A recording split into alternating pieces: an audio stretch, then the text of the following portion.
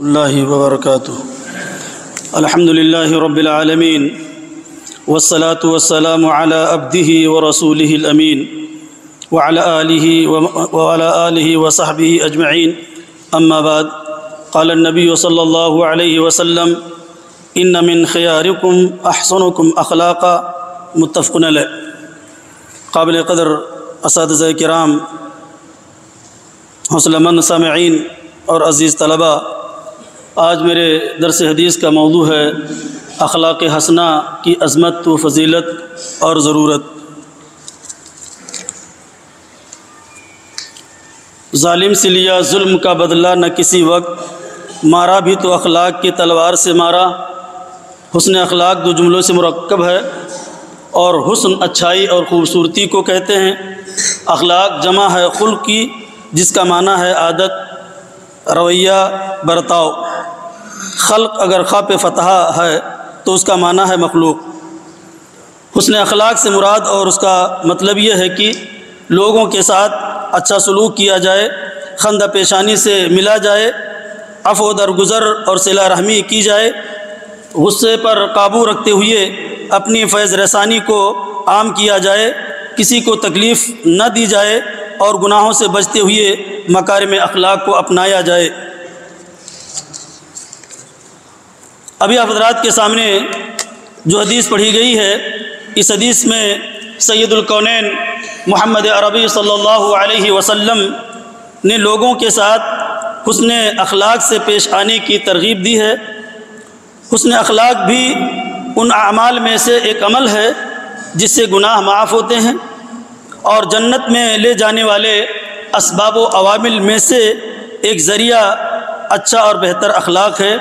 ارشاد نبوی ہے، من حسن خلقہ بنی لہ فی اعلاہا، جس نے اپنے اخلاق کو بہتر بنایا تو اس کے لیے ایک گھر اعلیٰ جنت میں بنایا جائے گا۔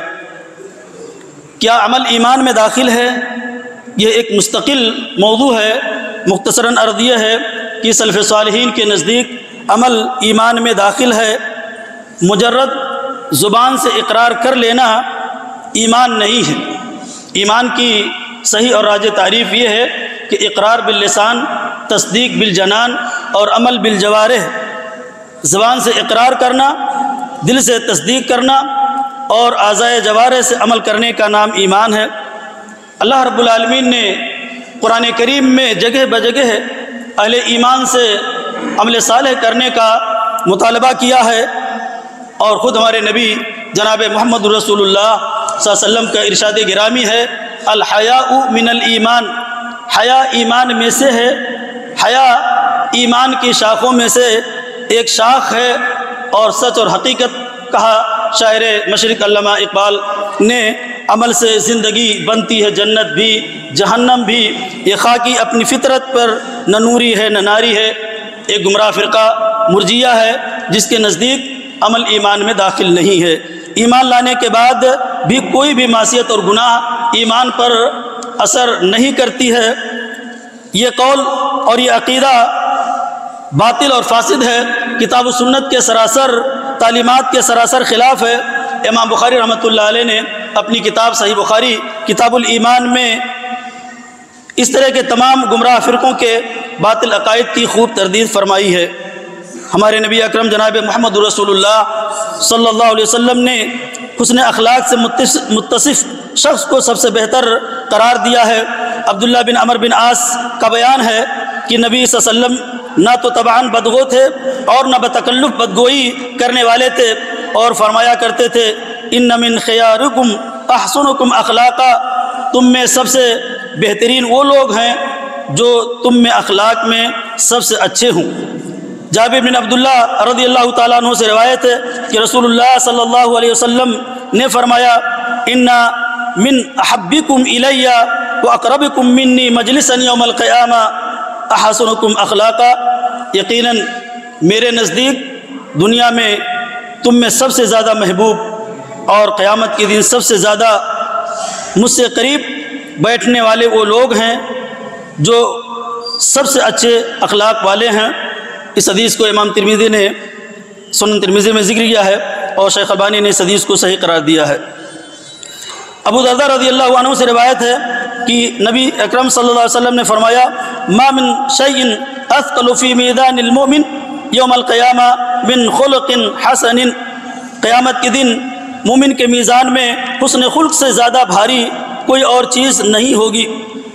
ام المؤمنین حضرت عائشہ رضی اللہ تعالی عنہا سے روایت ہے، وہ کہتی ہیں کہ میں نے رسول اللہ صلی اللہ علیہ وسلم کو فرماتے ہوئے سنا ان المؤمن لَيُدْرِكُ بِحُسْنِ خُلُقِهِ دَرْجَةَ الصَّائِمِ وَالْقَائِمِ، یقیناً مومن اپنے حسن اخلاق کی وجہ سے صائم اور قیام کرنے والے کا درجہ پا لیتا ہے۔